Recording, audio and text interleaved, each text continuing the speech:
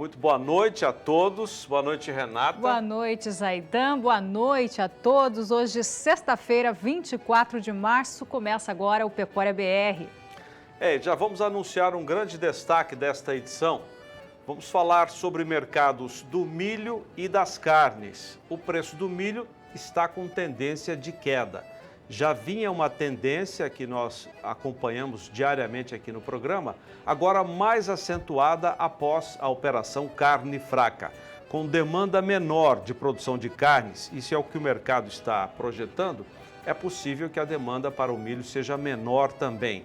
E com isso, os preços podem ficar mais baixos. Por outro lado, para quem vai confinar bovinos, o custo de produção será menor, não só pelo preço do milho, mas também pela matéria-prima boi magro. Como fica o planejamento então? Qual é a expectativa para os produtores do grão e também de carnes? Nós vamos receber aqui o dono de uma corretora de grãos para debater esse assunto.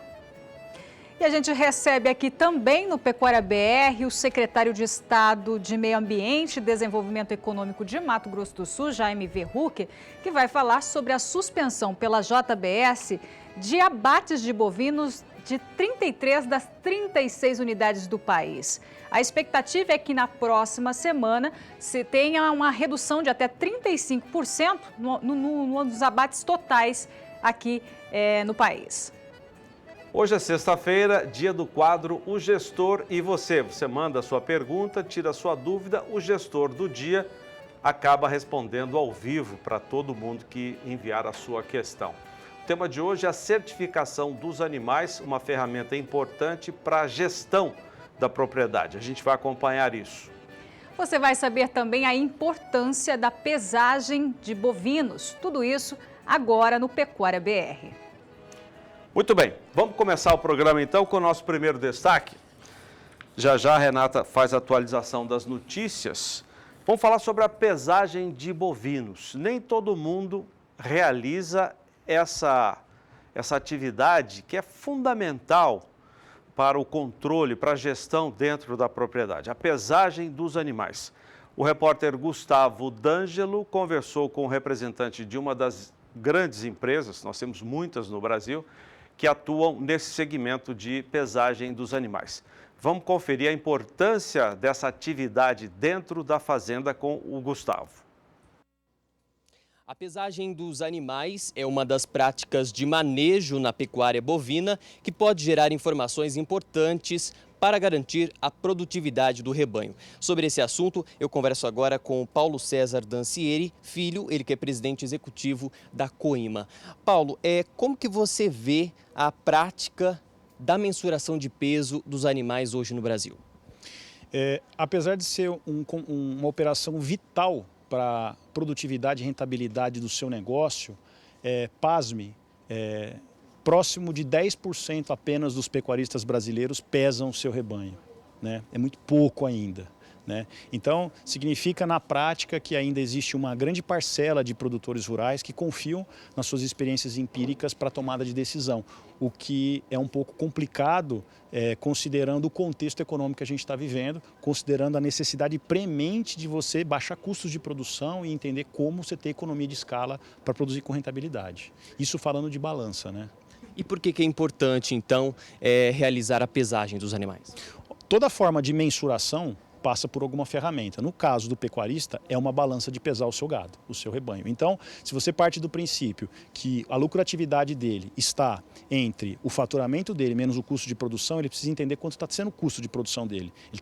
Ele precisa entender quanto ele dá de alimento para esse animal, como está de pastagem, como está de suplementação. Quando a gente está falando de sistemas fechados, ainda de terminação e confinamento, a preocupação ainda é maior. Por quê? Porque os insumos estão cada vez mais caros e isso torna, com uma pequena variação da arroba, pode tornar inviável a atividade dele. Ou seja, ele acompanhar o ganho de peso desse animal do começo ao fim é fundamental para ele saber em que animal ele vai investir, em que animal ele não vai investir. E qual é o momento, na linha do tempo, em que ele vai tomar uma decisão de descartar ou de continuar dando alimento para esse animal. Como que está a implantação de novas tecnologias nessa área? Olha, a pecuária ficou um pouco atrás da agricultura em tecnologia, em produção, né? Mas ela está vindo agora de uma forma exponencial, acreditamos, né? Então, a tecnologia já chegou ao campo, né? E seja para mensurar, seja para ter um processo de manejo, eficiência, com bem-estar animal, com racionalidade, com garantia de produção do animal, a tecnologia é fundamental. Seja em sistemas que são mais avançados, seja num sistema simples de manejo. Porque se eu falei atrás que 10% apenas pesa, quando nós estamos falando de manejo, quando nós estamos falando de contenção, o número é próximo de 15%, o que é muito pouco ainda, considerando o poder do agronegócio no PIB brasileiro, né? Então, é transformar uma fazenda, sim, em numa indústria que garanta rentabilidade. E toda indústria precisa de máquina. Ok, tá certo, Paulo César, obrigado pelas suas informações. Gustavo D'Angelo para o SBA.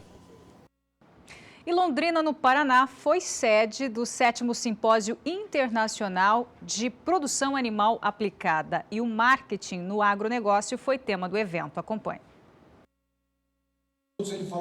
Não é um ator no palco, mas é o palco servindo de cenário para um especialista falar do marketing no agronegócio brasileiro. Em cena é o professor Dr. José Luiz Tejon, da Escola Superior de Propaganda e Marketing do Estado de São Paulo. E para melhorar na prática o desempenho reprodutivo e produtivo das fazendas, a receita é não parar no tempo, diz o professor. E se estacionar na agropecuária, acabou, não tem como você parar com o conhecimento que você adquiriu. O que você está fazendo hoje, por exemplo, é aquilo que foi desenvolvido há 10 anos atrás, 15 anos atrás. Para ir ao futuro, para os próximos 10, 15 anos, você tem já que estar realizando hoje aquilo que já é o futuro. Como estamos falando de ciência e tecnologia desenvolvida, de corporações que estão no estado da arte disso, significa desenvolver produtores rurais para o acompanhamento do estado da arte, da ciência, da tecnologia e da gestão complexa, né, de coisas cada vez mais profundas, mais detalhadas, nanotecnologias, sensores, coisas que nós não tínhamos antes. Então é um desafio muito bonito, porque significa transformar e ajudar pessoas a progredirem em velocidade, em altíssima velocidade, porque o mundo não dá mais tempo para perder tempo. Quem também pisou no palco do Teatro Marista, fundado em 1998, foi Tiago de Carvalho, pesquisador da CPEA. A economia brasileira e o agronegócio, tema da sua palestra, deixou a mensagem que o país está vivendo um momento de transição e o setor produtivo está contribuindo para o PIB brasileiro ser positivo. É um cenário que vai exigir um pouco de cautela do produtor? Sim, mas nada de cruzar os braços. O recado que eu quis passar para todo mundo é que haja essa cautela no sentido de avaliar projetos, de acompanhar a economia, acompanhar os indicadores, mas que não deixe de investir. Não deixe de procurar tecnologias, aumentar a produtividade, porque o produtor que se sentir receoso com o investimento e retrair totalmente, ele sai da atividade. Ele perde o bonde da história, porque por mais que haja menos investimentos, você encontra ainda pessoas buscando tecnologias, buscando oportunidades para crescer. O encontro, que acontece a cada 2 anos e que teve início lá em 2004, teve mais de 800 profissionais da pecuária inscritos. Na lista de parceiros, a multinacional MSD Saúde Animal. A proposta do evento, que quando foi idealizado, em conjunto com a USP, a UEL, né, o professor Pietro, o professor Marcelo Seneda, a MSD e a Geraembro como organizadora, foi de difundir o conhecimento gerado dentro das universidades, os experimentos, os estudos relativos à reprodução, a programas de inseminação artificial em tempo fixo, a difusão para técnicos que vão aplicar e implementar isso nas propriedades rurais do Brasil. Sempre com o objetivo de trazer conhecimento aplicado à realidade do rebanho brasileiro. Pelo menos 16 temas ligados ao setor entraram em cena em 2 dias de evento. O fechamento foi com um dos coordenadores do simpósio, o professor Pietro Baruzelli, da USP. Ele falou do mapeamento da situação atual, desafios e perspectivas da reprodução programada em bovinos de corte e de leite.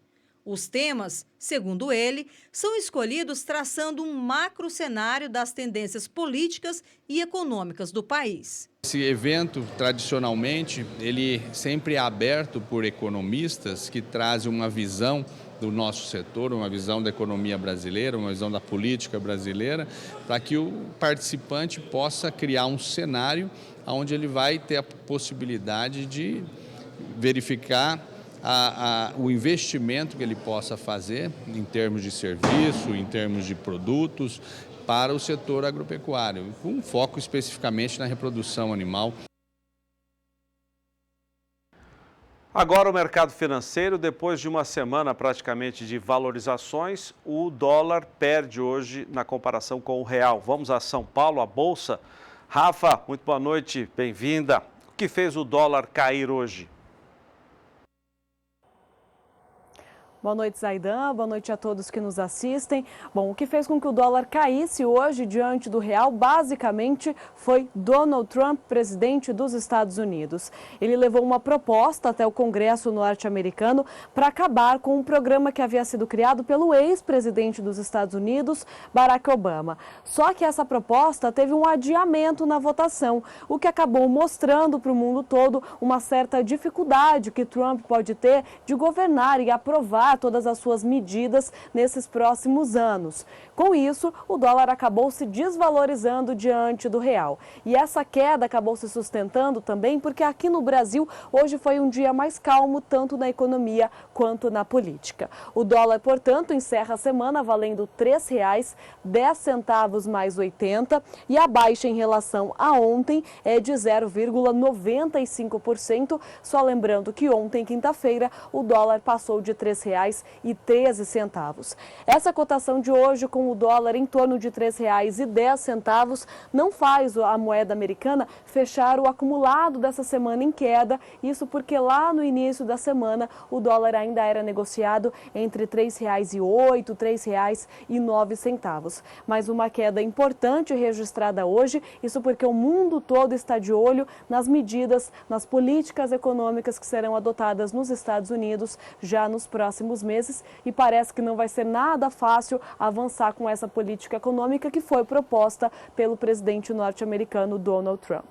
Bom, Zaidan, volto com você aí nos estúdios em Campo Grande. Daqui a pouco a atualização dos preços do milho, do suíno, do frango, do bezerro e do boi, indicadores do CPEA atualizados aqui.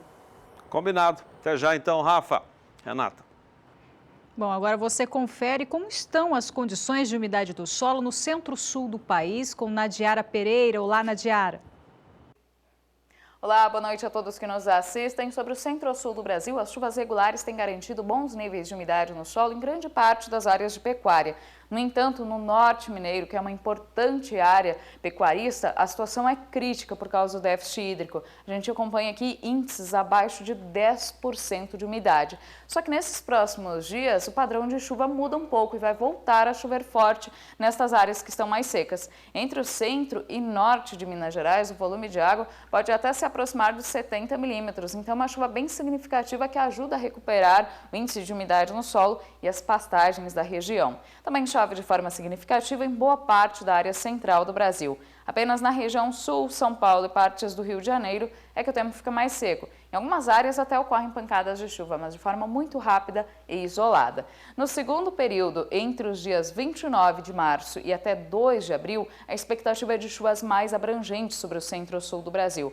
Desta vez, o volume será maior aqui na faixa oeste da região sul e também no estado mato-grossense. Nas demais áreas são esperados volumes mais baixos de água, mas vai continuar chovendo ainda sobre o norte mineiro, na área que apresenta o maior déficit hídrico. Nesta área pode chover até 30 milímetros, principalmente nas cidades mais próximas do estado da Bahia. No terceiro período, a chuva diminui um pouco de força aqui sobre o centro-sul, mas continua atingindo a maior parte dos estados. As áreas mais atingidas, especialmente do sudeste e do centro-oeste, podem receber até 30 milímetros em 5 dias.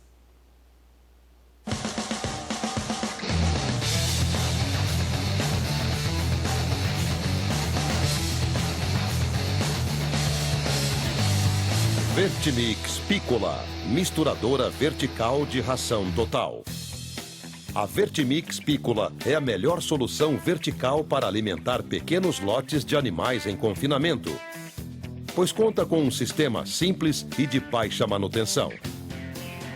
Sua rosca vertical possui o exclusivo sistema de entrada dupla Two-In, que proporciona melhor performance na produção de uma mistura homogênea.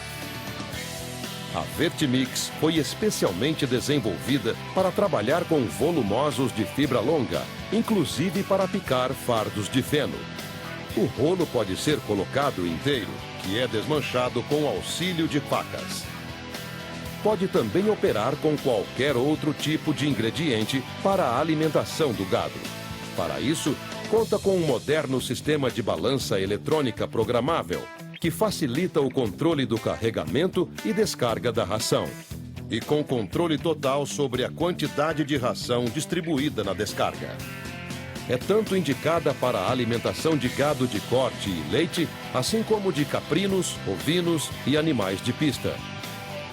A Vertimix Pícola, assim como os demais equipamentos Casale, é robusta, tecnologicamente superior e foi desenvolvida especificamente para as condições brasileiras.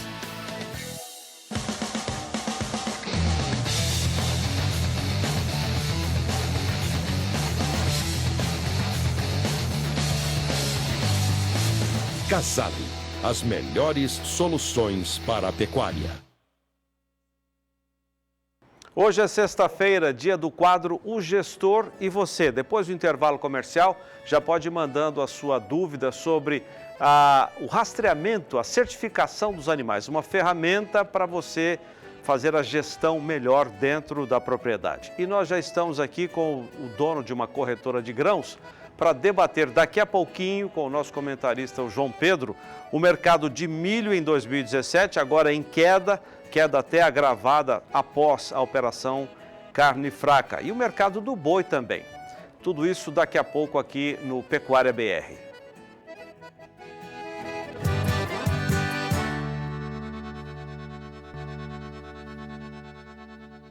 Pecuária BR de volta e hoje, sexta-feira, é dia do quadro O Gestor e Você.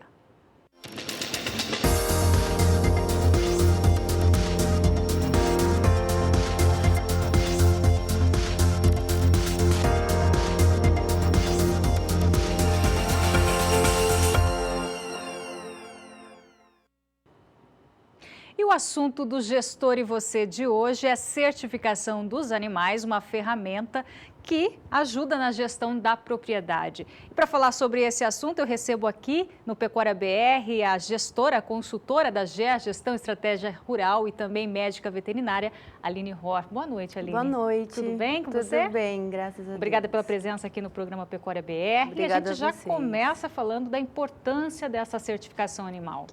A certificação animal, hoje a gente tem de grande importância porque ela valida, né? Ela tem a rastreabilidade dos animais, certificando um produto de boa qualidade, certificando a carne de boa qualidade, certificando uma propriedade, falando que aquela propriedade, ela é uma propriedade diferente. Ela é uma propriedade seleta e de muitos mais adjetivos do que uma outra propriedade, né?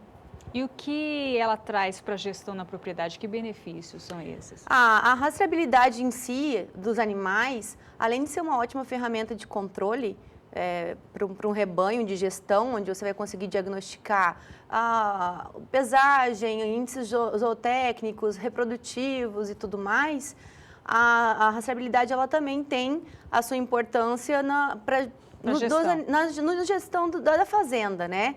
Junto com a fazenda, o produtor consegue ter um pouco mais de controle dos animais e até selecionar touros que têm um desempenho melhor, selecionar cria, selecionar fornecedores. Então, a importância da rastreabilidade na gestão ela é de grande valia.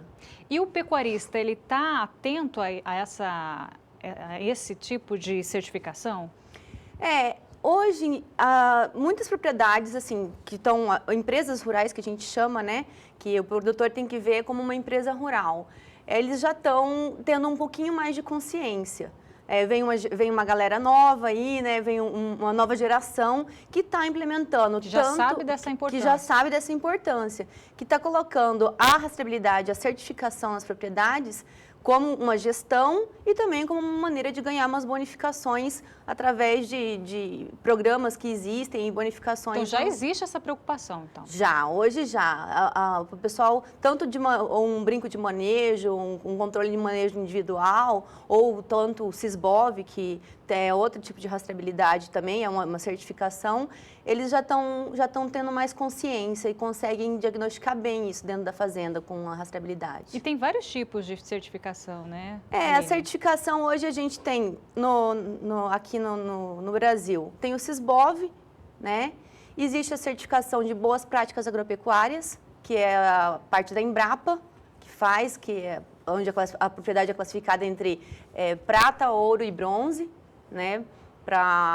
E entra tudo, entra meio ambiente, entra trabalhista, entra sustentabilidade. Tem uma outra certificação, se é que a gente pode chamar de certificação, que é o novo novilho precoce do Estado, né, do PROAP, que também preza bastante coisas trabalhistas, meio ambiente, associações. Então, existem várias certificações, existem várias maneiras dos produtores estarem aí, colocando a ferramenta de rastreabilidade e certificação dentro da fazenda. Dentro da empresa. Dentro da empresa e ainda conseguir ganhar um pouquinho mais. Tem requisitos? Os requisitos, cada certificação tem seu requisito, né? Então, a certificação Sisbov, por exemplo, os animais têm que estar todos identificados, né? A propriedade tem que ter um controle de entrada e saída, morte, nascimento, a numeração toda dos animais é colocada dentro de um banco de dados do Sisbov, do Ministério da Agricultura, que é a BND. Aí a certificação da Embrapa, do BPA, ela tem outros requisitos, né? Então, cada propriedade vai se adequando naquela certificação que realmente ela acha que ela tem condições de fazer. Certo, e tem algum custo para o produtor?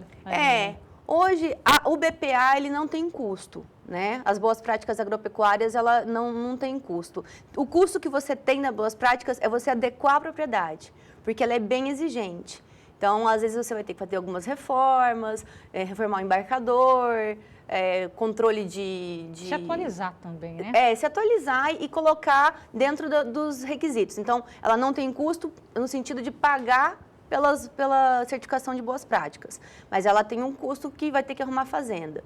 O Sisbov hoje, numa fazenda, fazendo uma conta rápida, uma fazenda de 1.000 cabeças, ela consegue, hoje, um animal terminando com 36 meses, sendo terminado com 36 meses e sendo identificado no seu nascimento ou no sua desmama e sendo abatido com 36, um custo máximo aí, em média de uns R$9 por animal, né? Por animal, E a do novilho precoce, o custo que tem é que precisa agora ser de um responsável técnico da fazenda, então o produtor ele vai ter que pagar um médico veterinário, um zootecnista, um agrônomo, que vai ser responsável pela sua propriedade. Tá, eu quero fazer a certificação do animal, qual o primeiro passo?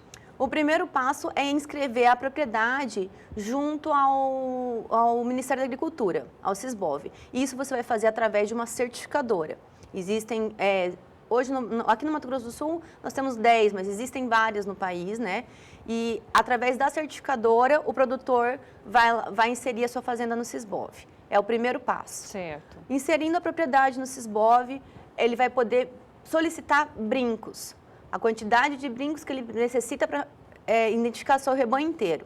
Identificando o seu rebanho, é feita uma vistoria na propriedade, pela certificadora, pelo supervisor da certificadora, onde vai constatar se está tudo correto ou não, se está conforme ou não conforme.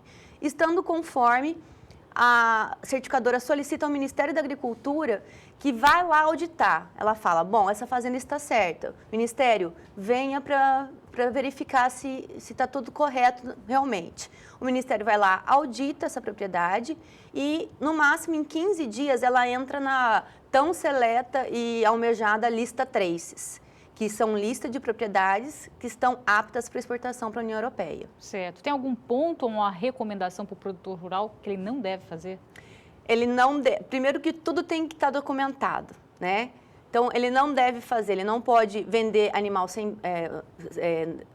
Animal sem brinco, ele não pode, por exemplo, desmamar um animal e falar, vou vender minha desmama. Não, tem que estar identificado. Então, tudo que entrar e tudo que sair tem que estar identificado. Tem que ter o controle. Ela é bem rigorosa, né? E também passa por certificações ou de 6 em 6 meses, o supervisor da certificadora vai lá, ou de 2 em 2 meses em caso de confinamento. Tá certo. Aline, obrigada pela sua participação aqui no Pecuária BR. Pena que o tempo é curto para a gente falar mais sobre esse assunto. E eu aproveito a oportunidade para fazer um convite para você. Se você tem dúvidas sobre esse assunto, certificação animal, mande para a gente a sua pergunta via WhatsApp. O nosso número já está aí na sua tela, é o 992647810. A gente encaminha essa pergunta à consultora, a médica veterinária Aline Rora. Obrigada, Aline. Obrigada Boa noite para você. Boa noite. Zaidan? Nós recebemos aqui uma mensagem do Arlan, de Rondônia. A pergunta dele é fora do nosso tema de hoje, que é a certificação. Ele quer saber sobre o mercado de preços do boi gordo em 2017. O Arlan, esse assunto a gente vai debater daqui a pouquinho. Já estamos aqui com o dono de uma corretora de grãos. Vamos falar do mercado do milho e, numa associação, falar também do mercado do boi gordo. O que nós sabemos hoje é que o mercado está sem referência. Após essa operação carne fraca, os preços do boi ficaram sem referência, porque todo mundo se perguntando como é que vai ficar o consumo, como vão ficar os negócios. Esta semana, de ontem até amanhã, a maior empresa processadora de alimentos suspendeu os abates, volta na semana que vem com uma redução de 35% da capacidade processadora em todas as suas unidades. Enfim, ainda há muitas dúvidas quanto aos mercados. O preço do boi vai cair? Vai subir? Ninguém pode dizer agora com uma definição em função dessas dúvidas. De qualquer forma, daqui a pouco a gente vai tocar nesse assunto aqui no programa. Muito obrigado, Arlan, de Rondônia. Nós vamos para o intervalo comercial? Não, eu vou chamar a previsão do tempo agora para a região centro-norte do país, Nadiara Pereira.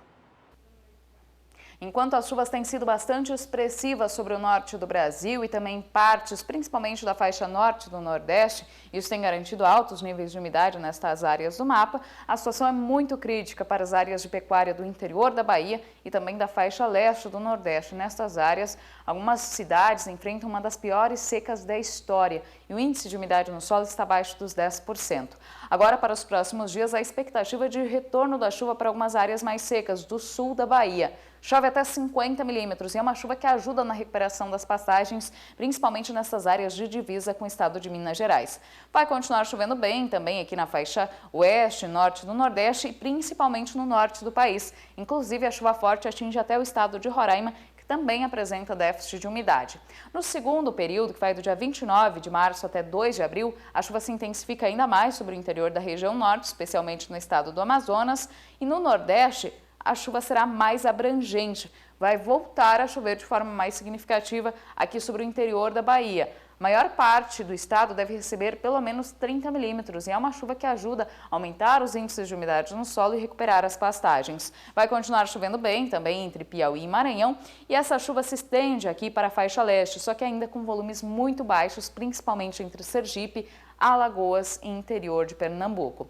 No decorrer do terceiro período, entre os dias 13 e 7 de abril, há risco para transtornos no interior da região norte por causa do volume expressivo de água. Pode chover até 100 milímetros em 5 dias. Aqui sobre o Nordeste, a chuva diminui de intensidade. Ainda pode vir com força entre Maranhão, Piauí e também nas áreas litorâneas, mas em boa parte do interior da região serão pancadas mais isoladas e de baixos volumes acumulados. Obrigado, Nadiara. E hoje nós vamos trazer aqui no Pecuária BR mais cedo as cotações do boi. Sem muitas mudanças, não é, Renata? Quer dizer, tem quedas, tem altas também, mas o cenário do boi gordo, segundo a Scott Consultoria, mais ou menos estável, parecido, né? Nessa semana de ainda muitas indefinições. Vamos começar com os preços da Scott Consultoria, preços à vista no sul do país, no Paraná, R$1 de queda. A cotação ficou em 144, nas outras praças, preços estáveis. Agora, na região norte, queda também em Redenção no Pará. fechando a R$ 122,00, queda de R$1 no sudeste de Rondônia, R$ 123,00 e sul do Tocantins também queda de R$1, fechando a R$ 123,00. Nas demais praças, tudo igual. Na região nordeste, queda de R$ 2,00 na arroba no Maranhão. Nas outras praças, preços estáveis. Na região centro-oeste, queda também no sul de Goiás, uma queda de R$ 2,00, fechando a R$ 127,00 a cotação do boi gordo à vista. E também em Mato Grosso do Sul, Campo Grande, uma queda de R$ 1,50, fechando a R$ 132,00. Nas praças de Mato Grosso, preços estáveis hoje sem mudanças. Na região sudeste, bastante queda. Barreto, São Paulo, queda de R$1, fechando a R$ 143. Araçatuba também teve queda de R$1, fechando a R$ 143, igualando a Barreto e São Paulo. Belo Horizonte, Minas Gerais, queda de R$ 2,00, fechando a R$ 136. Triângulo Mineiro, queda de R$1, fechando a R$ 135. Sul de Minas, queda de R$ 2,00, R$ 132,00 a cotação do boi gordo à vista no sul de Minas. Já no norte também queda de R$1, fechando a R$ 134. Rio de Janeiro também queda de R$1, R$ 136,00 foi a cotação. Hoje, Espírito Santo, queda também de R$1, fechando hoje a R$ 137,00. Agora, os preços apurados hoje pela Rural Business, que tem a metodologia de fazer apuração para uma boiada de boa carcaça, bom acabamento e também boa logística da fazenda com a indústria. A Rural Business acabou apurando altas hoje, como é o caso, né, do Paraná, no sul, alta de R$ 2,00 por arroba, que ficou em R$ 153,00. Alta também, Zaidan, na região norte, em Rondônia, hoje fechando a R$ 128,00, alta de R$ 2,00. Na região nordeste, queda de R$1 na Bahia, R$ 148, e alta de R$ 2,00 no Maranhão, R$ 132,00. Região centro-oeste, quedas. Goiás, R$1, fechando a R$ 134, e Mato Grosso do Sul, R$ 136, uma queda de R$ 3,00. Região sudeste, altas em São Paulo de R$1, cotação ficou em 150, e em Minas Gerais, alta de R$ 3,00, arroba 143. No Rio de Janeiro, preço estável. Bom, e no próximo bloco você acompanha os preços atualizados do milho no mercado físico e também no mercado futuro. E daqui a pouco uma entrevista com o dono de uma corretora de grãos. Vamos saber o que o mercado projeta para preços do milho, o mercado do milho, a demanda pelo grão, daqui a pouquinho. Nós já voltamos.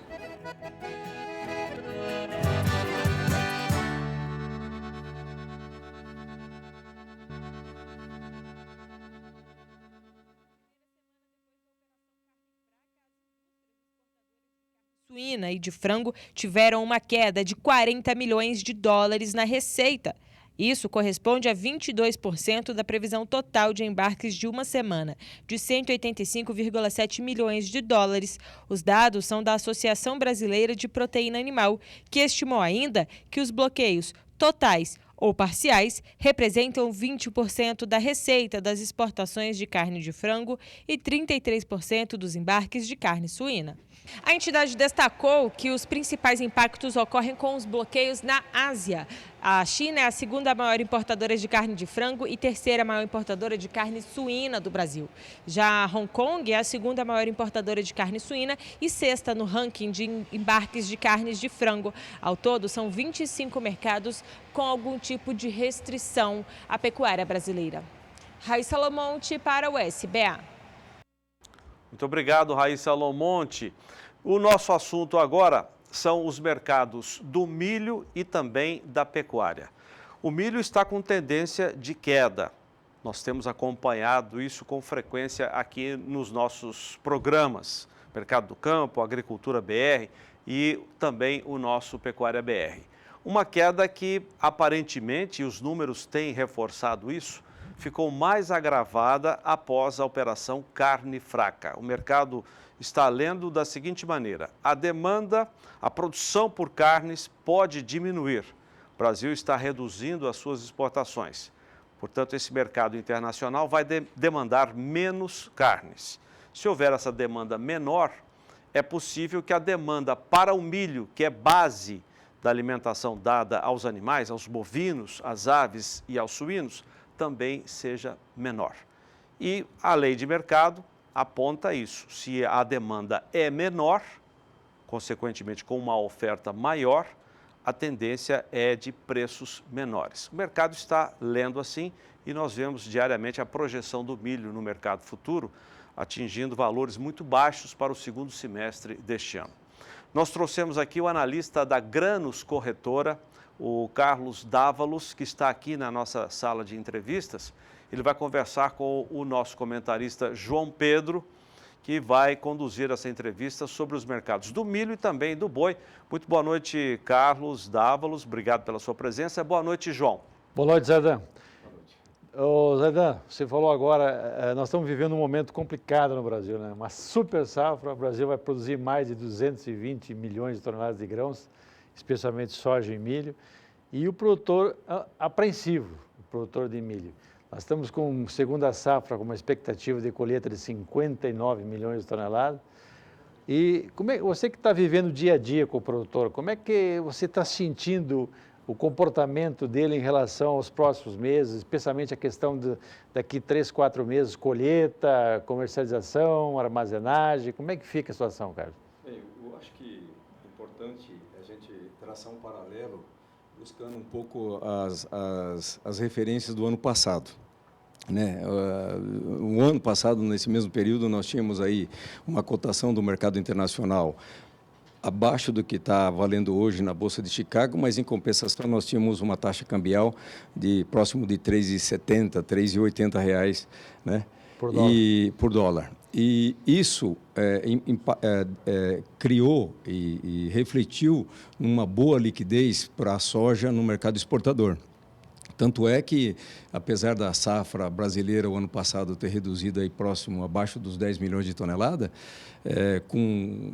se descolou um pouco da paridade, mas quem puxou, na verdade, todo esse preço no início da safra foi o paridade de exportação. Depois, evidentemente, com a consolidação da quebra, o mercado interno começou a trabalhar um pouco diferente, onde acabou combinando aí com os preços muito interessantes e muito especiais aqui para o Mato Grosso do Sul. Você hoje, nós estamos vendo, vamos voltar aqui especificamente à questão do milho, que grande parte dos nossos telespectadores precisam do milho ou para o confinamento, ou para a criação de suínos ou aves. O milho hoje é mais de 50% do custo de produção da carne branca. No confinamento não pesa tanto proporcionalmente, mas na alimentação, que são os 30% do custo de produção do boi, o milho também tem um papel importante. Vamos lá, milho hoje, Porto, quanto realiza, Carlos? Há 15 dias atrás nós realizamos negócio até 32,5. Hoje vale 29. 29. Agora e o frete? Hoje, vamos pegar um exemplo Mato Grosso do Sul em relação a levar até o Porto, 1.000 e poucos quilômetros. O que o frete está valendo hoje?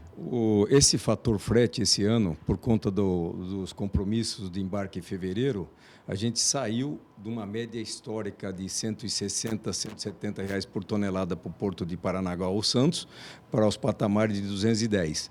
Mas isso foi uma questão logística, a questão de compromissos de embarques concentrou muitos embarques durante o mês de fevereiro, tanto no porto de Santos e Paranaguá, que culminou com um pouco de chuva no início da colheita da soja e que culminou nessa alta de frete, que consequentemente reflete também nos preços do milho.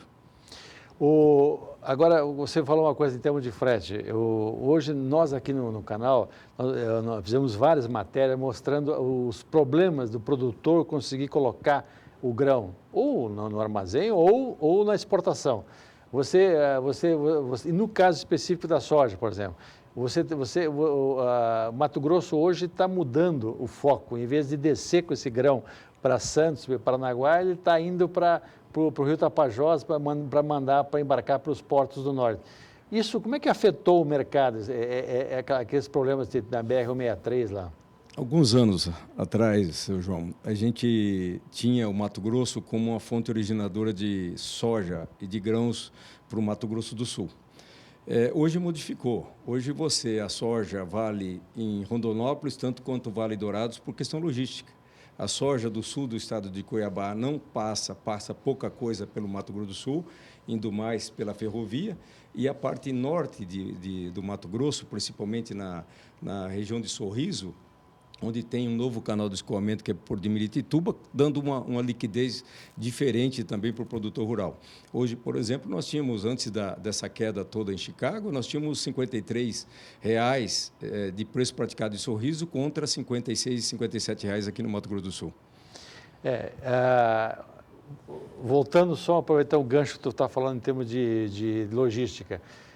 Mato Grosso do Sul é um estado que tem ferrovia, que passa uma ferrovia eficiente e até agora não carregava nada por ferrovia, só por vagão, por caminhão. Nós temos a questão das hidrovias. Hoje, a hidrovia do Paraguai, por exemplo, que seria uma maneira de escoamento tanto para a soja, como para o milho, como para o açúcar produzido aqui, começou a operar essa hidrovia, Carlos? Nós tivemos nesse corredor um cenário pontual também que acabou sendo ajustado. No passado, a gente tinha um problema assim, político pelo governo argentino, principalmente pelos governos Kirchner, que proibia a entrada e o esmagamento de grãos de outros países. Associado ao fator minério, que também tinha uma boa demanda, com uma boa liquidez e com frete alto, inibia um pouco a liquidez para soja e milho aqui no estado do Mato Grosso do Sul. Com a entrada do Macri no governo argentino, isso mudou. Ele flexibilizou essa política de esmagamento e começou a viabilizar, quer dizer, os olhos voltaram, os interesses para a soja voltaram para o Mato Grosso do Sul pontualmente, exportando principalmente agora pelo Porto Murtinho, onde nós já realizamos aí próximo de 40 mil toneladas para embarque até maio, e a projeção talvez é para umas 80 a 90 mil toneladas de projeção para 2017. Bom, esse é um grão do centro-oeste do Brasil que vai para a Argentina, é processado, transformado em óleo e farelo e é reexportado. Exatamente, sistema drawback. Essa é a política do governo Macri, né? E você vê expectativa vamos pensar em termos de milho. Nós temos uma expectativa no Centro-Oeste, uma grande produção no Mato Grosso e Mato Grosso do Sul. Você tem a dificuldade, milho é um produto barato, posto Porto, nós estamos falando em R$ 29,00 no Porto. Como é que faz para exportar esse milho com esse preço do frete? Temos um cenário também pontual que merece bastante atenção hoje, principalmente por lado do governo do estado do Mato Grosso do Sul. Mato Grosso do Sul tem uma projeção de 9,2, associado a próximo de 500 mil, que ainda temos estocados, somados com a soja milho safra de verão, e que temos uma demanda, somados isso, nós vamos aí para quase 9,3 milhões de toneladas. Somado a isso, nós temos uma demanda de 2,3 por ano. Então, o Mato Grosso do Sul carece de uma alternativa de comercialização onde essa produção do estado tem um corredor praticamente para atender a região sul do país, o Rio Grande do Sul no segundo semestre, e Santa Catarina e até mesmo Paraná e São Paulo. Então, esse cenário é um cenário pontual, onde o mercado tem que esperar a demanda, a vontade do comprador. O mercado mais dinâmico e com maior liquidez continua sendo paridade de exportação, mas nesse caso a gente tem um tratamento tributário que limita um pouco a saída e que merece uma atenção especial, digamos assim, agora do parte do governo do estado. Zaidan. Eu vou interromper um pouquinho a entrevista, daqui a pouco a gente volta com o analista, o Carlos Dávalo. Vamos até a Bolsa em São Paulo para acompanhar o preço, o fechamento do milho nesta sexta-feira. Rafa, como é que ficaram os números? Olha, Zaidan, ainda muita pressão baixista sobre a cotação do milho negociada aqui no Brasil. O que acontece é a expectativa de uma ampla oferta que já vinha sendo divulgada há alguns meses, só que agora com essa operação carne fraca fica aquele temor do mercado de que a demanda não vai atender tudo que vai ser ofertado no Brasil nos próximos meses. Por isso que as cotações estão com uma tendência de baixa. Hoje foi mais um dia de queda para a cotação do milho, de acordo com o CPEA na região de Campinas. A baixa em relação a ontem nem é tão acentuada, mas se pegarmos esses últimos 5 dias, essa semana aqui, entre os dias 20 e 24 de março, o preço teve uma queda de cerca de R$ 3,00 a saca de 60 quilos. A semana encerra com milho valendo R$ 31,63 a saca de 60 quilos. No mercado futuro não foi diferente, os valores também sofreram uma pressão baixista ao longo de toda essa semana e hoje foi mais um dia de queda. A queda foi mais acentuada para o contrato mais curto de maio, a R$ 27,84 a saca de 60 quilos, queda de 1,45%. Os contratos de setembro e novembro, que é justamente quando entra a segunda safra brasileira no mercado, tiveram uma queda em torno de 0,5%, setembro a R$ 27,29 a saca e novembro a R$ 28,06 a saca de 60 quilos, mas o contrato de novembro aqui, ó, nos últimos negócios, já também negociado em R$ 27,83 a saca de 60 quilos. Só lembrando que algumas semanas atrás, os preços do milho negociados na BMF Bovespa ainda estavam acima de R$ 30 a saca de 60 quilos, agora já sendo negociados em torno dos R$ 27. Vamos conferir também como ficaram os preços do suíno e do frango nesses últimos dias, bem menos afetados do que o milho, por exemplo. O mercado diminuiu muito a liquidez, ou seja, a venda, a negociação está bem menor nesses últimos dias, mas os preços não sofreram impactos tão grandes. Para o suíno vivo em Santa Catarina, R$ 3,86 por quilo é o valor que foi negociado nos últimos 3 dias, sem grande variação em relação ao início dessa semana e a semana passada. O preço do frango congelado teve um pouco mais de movimentação nesses últimos 5 dias aqui em relação à semana passada, de acordo com o CPEA. A semana começou com R$ 3,71 por quilo, o preço subiu, voltou a cair e agora termina esta sexta-feira no mesmo patamar da segunda, R$ 3,71 por quilo para o preço do frango congelado aqui no estado de São Paulo. E segundo os pesquisadores do CPEA, a queda no preço do frango foi vista mais por alguns cortes, por exemplo, o peito do frango, que caiu cerca de 6% ao longo desta semana. Bom, Zaidan, volto com você aí nos estúdios em Campo Grande e daqui a pouco a atualização do bezerro, do boi gordo no mercado físico e também no mercado futuro. Combinado, até já então, Rafa. Bom, nós estamos chegando a essa participação do analista da Granos Corretora, o Carlos Dávalo, está sendo entrevistado pelo João Pedro. Eu vou deixar uma pergunta final, infelizmente nós temos que concluir essa entrevista. Pergunta para os dois responderem. Estamos acompanhando os preços do milho em queda, com o mercado futuro projetando milho na casa de R$ 27 para o segundo semestre. Os preços da pecuária também têm caído, boi e bezerro, boi magro também tem caído. O suíno até está se sustentando, frango um pouquinho também, como a gente acabou de acompanhar. Como é que vai ficar o mercado daqui para frente?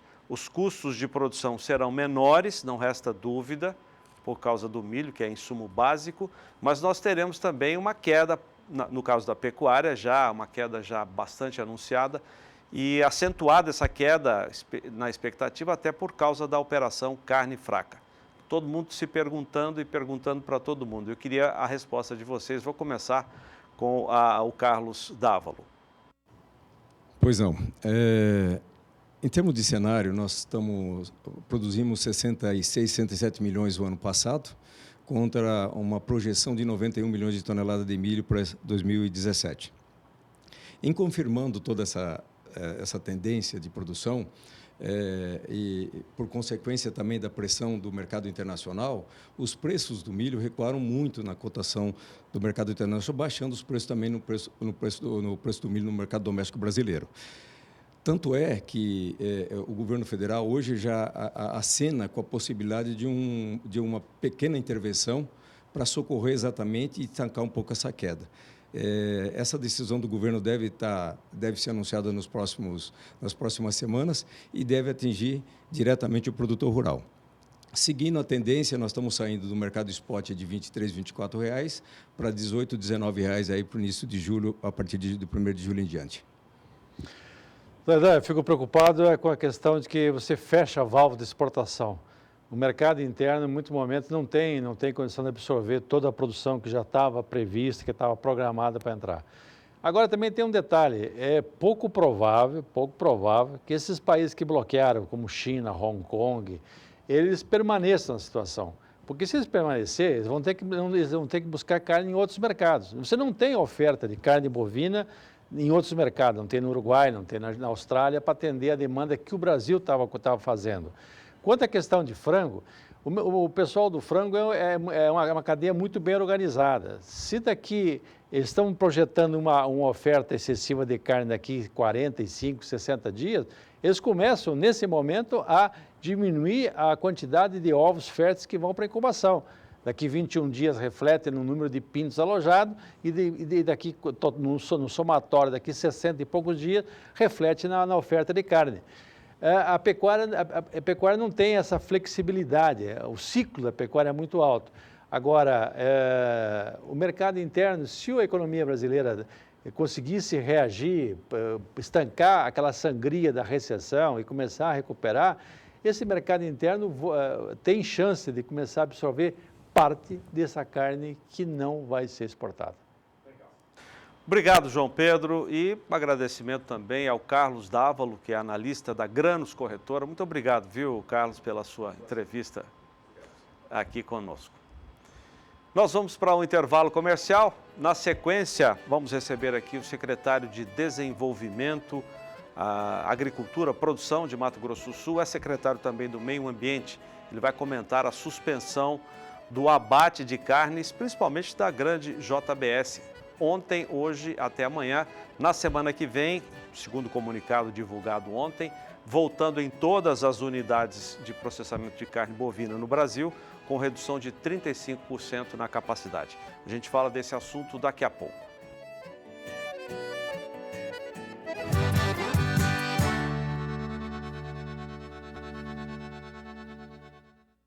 Pecuária BR de volta e Hong Kong, um dos maiores importadores de carne brasileira, proibiu no início desta semana a importação de carne do Brasil. E logo hoje pela manhã anunciou que vai retirar a carne importada do Brasil do mercado. Juliana Casanato tem mais informações.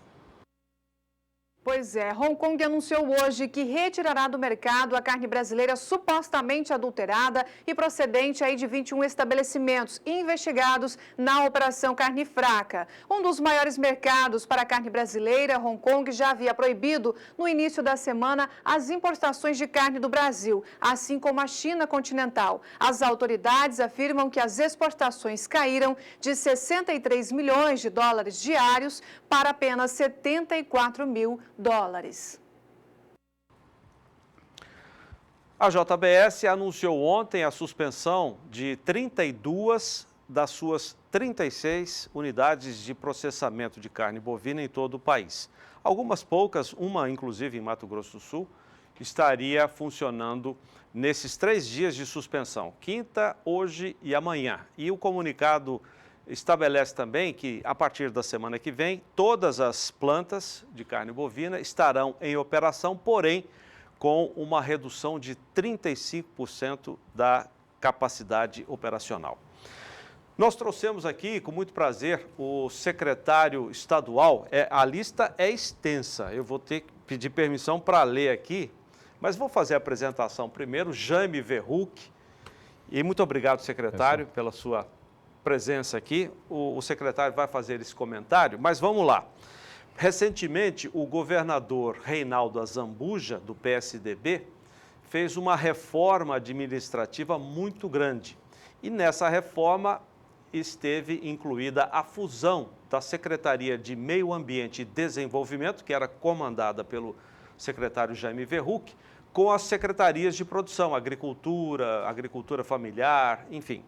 Hoje, a secretaria está sob o comando do Jaime Verhuck, e ela inclui meio ambiente, desenvolvimento econômico, produção, agricultura familiar. Isso tem a Agência de Defesa Sanitária, IAGRO, a Agência de Extensão Rural, a Agraer, IMASU, que é a Agência Estadual do Meio Ambiente. Como é que está dando conta de tudo isso, secretário? Bom, a ideia do governador foi fazer uma grande secretaria de desenvolvimento econômico que tem com atividade fim, na verdade, esse relacionamento com o setor produtivo, seja ele agricultura, pecuária, indústria, comércio. Então, acho que tem muitas sinergias que a gente pode desenvolver nessa secretaria. Eu acho que é positivo que a gente vai ter uma secretaria cuidando de todo o desenvolvimento, seja ele e principalmente quando a gente fala hoje muito, como você está falando, de cadeia produtiva. Quando nós falamos em cadeia produtiva, nós estamos falando de produtor rural, indústria, mercado, que é exatamente o assunto aqui da própria questão, quando a gente fala da questão da operação carne fraca, ela trabalhou, ela impactou a cadeia produtiva, não foi só o segmento dos frigoríficos. Pois é. Secretário, eu vou ter que convidar o senhor, mais uma vez, para falar só sobre essa fusão. Correto. Porque é uma coisa tão grandiosa, tão grande, a importância é muito grande, que não cabe nesse tempo que nós temos. Vamos falar dos assuntos mais recentes, que são exatamente essa suspensão de produção de carne da JBS.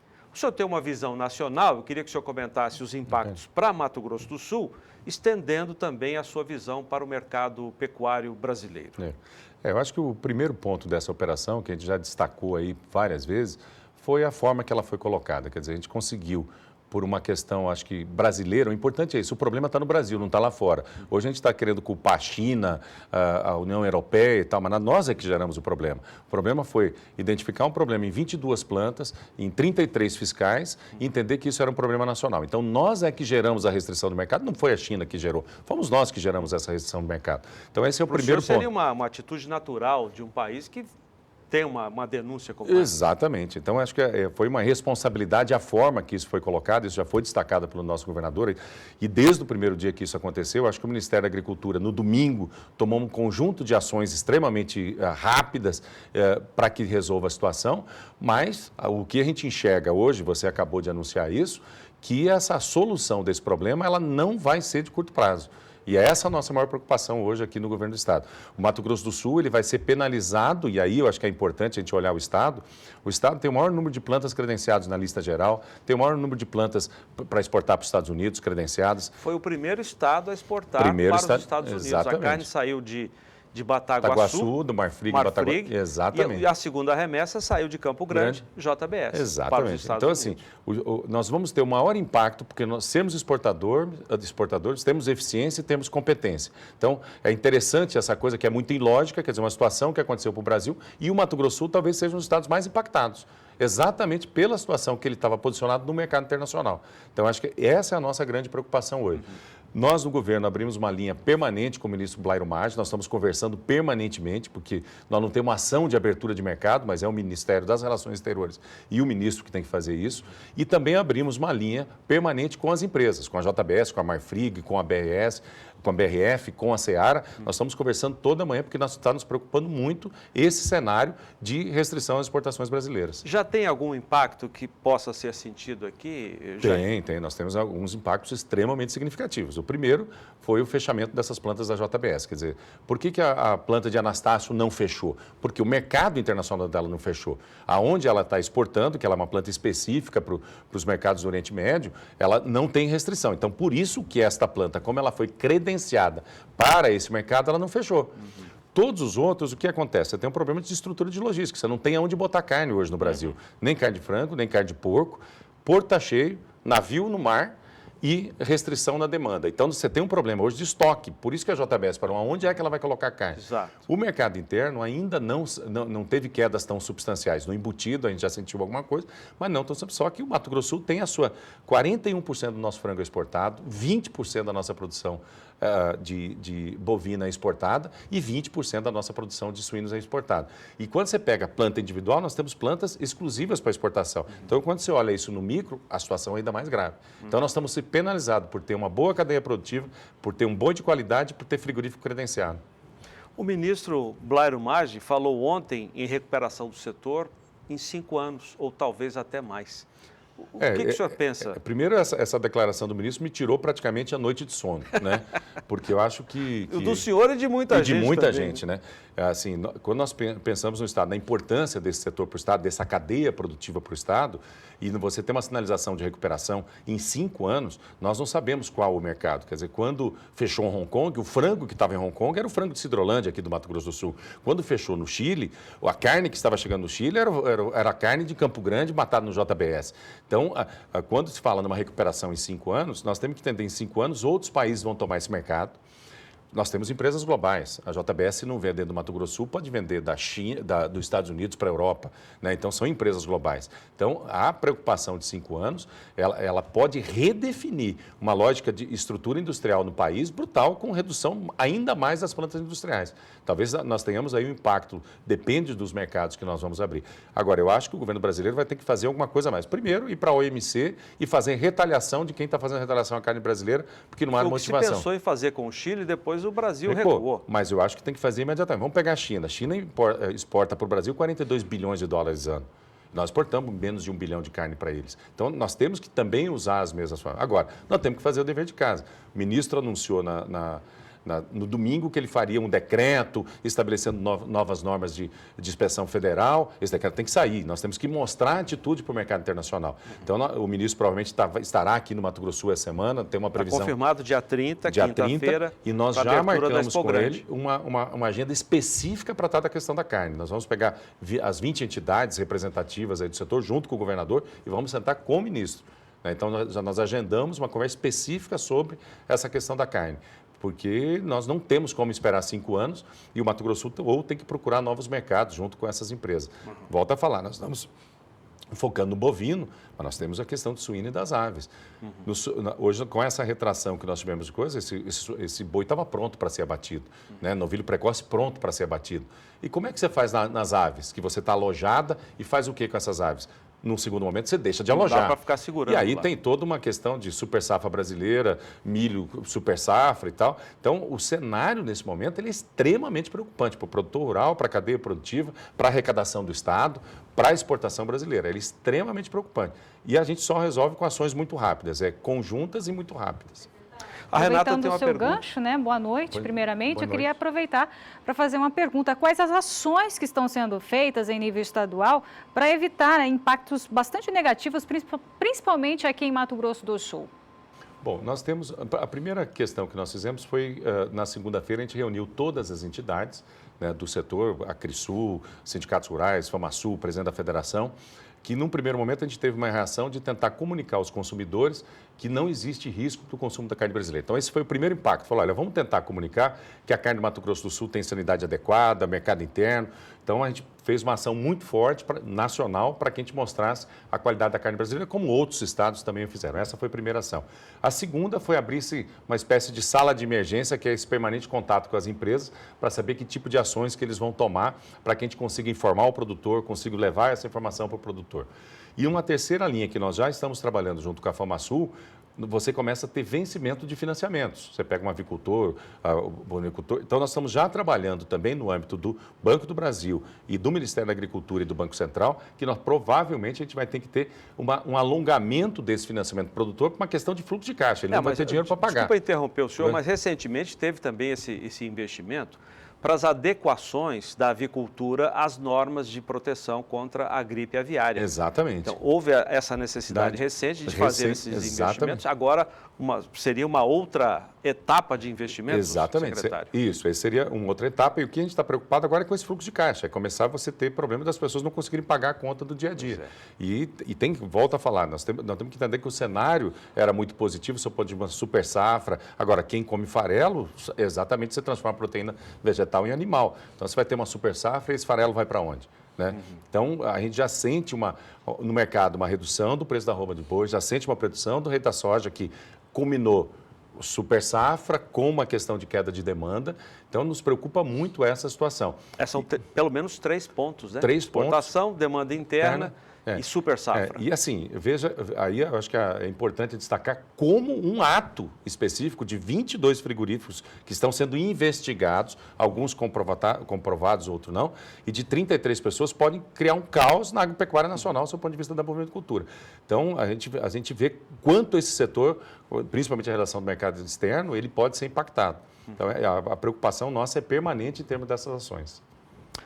Quero agradecer ao secretário Jaime Verhuck, de Desenvolvimento, Meio Ambiente, Produção, Agricultura Familiar de Mato Grosso do Sul. Muito obrigado, viu, secretário, pela sua entrevista importante aqui para nós. Obrigado, eu estou à disposição. Acho que é um assunto que a gente vai ter que acompanhar diariamente para que a gente tenha uma solução aí o mais rápido possível, que não seja os 5 anos do ministro. Vamos fazer o seguinte, aqui a casa é do senhor, o senhor venha sempre que puder e quiser para prestar esses esclarecimentos. Muito obrigado. Muito obrigado. Renata. Bom, obrigada pela presença, secretário aqui no Pecuária BR.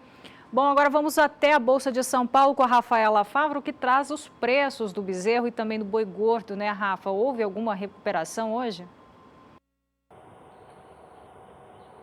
Olha, Renata, recuperações, mas bem leves, nada que recupere mesmo a queda para os preços que foi registrada ao longo dessa semana. Como nós já falamos por aqui, os valores do bezerro já vinham apresentando queda nos últimos meses, só que nessa semana a baixa acabou sendo bem mais acentuada, reflexo de toda essa operação.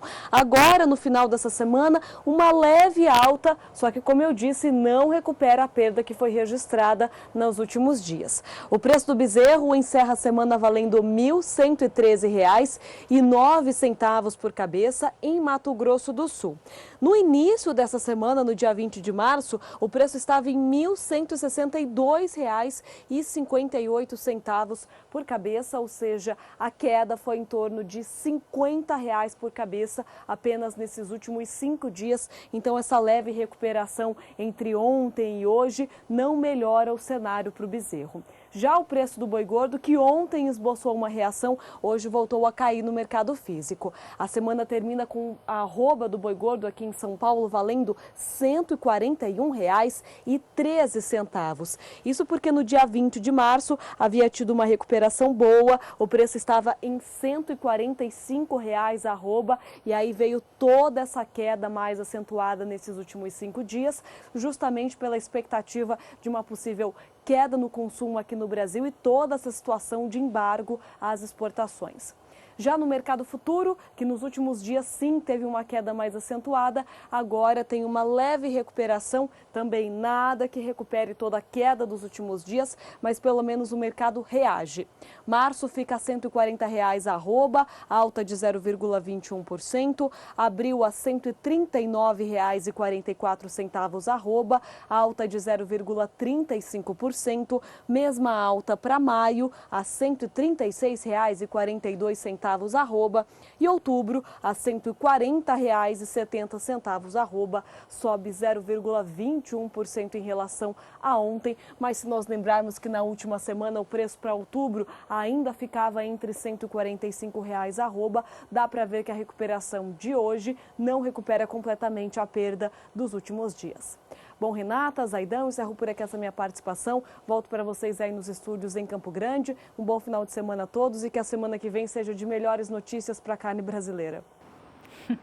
Boa noite para você, Rafa. Bom fim de semana, com certeza será. Bom, e o Pecuária BR fica por aqui. Para você uma ótima noite, uma ótima sexta-feira. Bom final de semana, né, Zaidão? Bom final de semana. E eu tenho um recado muito importante para dar para todos os nossos amigos. Muito obrigado sempre pela audiência aqui na nossa programação, em especial o Pecuária BR. Na segunda-feira tem um programa, não é, Renata? Mais do que especial. Nós faremos uma mesa redonda em Cuiabá, capital do Mato Grosso, na sede da Nelore do Estado, a Nelore MT, no Parque de Exposições Senador Jonas Pinheiro. Essa mesa redonda vai debater os impactos, os desdobramentos e o futuro da nossa pecuária. Desdobramentos da Operação Carne Fraca e como será a nossa pecuária daqui para frente. Vamos receber as principais lideranças da pecuária de Mato Grosso, gente ligada às redes hoteleira e de restaurantes, afinal de contas, nós temos que pensar no consumo também. Enfim, vai ser um programa super especial, com um tema mais do que oportuno, e você vai acompanhar isso tudo na segunda-feira aqui no Pecuária BR, não é, Renata? Então, até a segunda, agora fica com o Brasil Gourmet. Tem um assunto bacana hoje, quer ver? Ó, o programa vai se João passar Paulo, 25 de março. a famosa 25 de março em São Paulo. Quem é que não conhece? A rua que já foi dos imigrantes libaneses, hoje tem muitos coreanos, né, orientais, no Extremo Oriente, mas a famosa 25 de março, olha só. Comida de rua, quem é que nunca comeu e não gosta? Coxinha, batata frita, suco, garapa, sanduíche e marmitex com preço em conta. Imperdível. São alguns dos ingredientes do Renato Lapenta, que apresenta agora o Brasil Gourmet. É isso aí. Então, bom final de semana. Até segunda.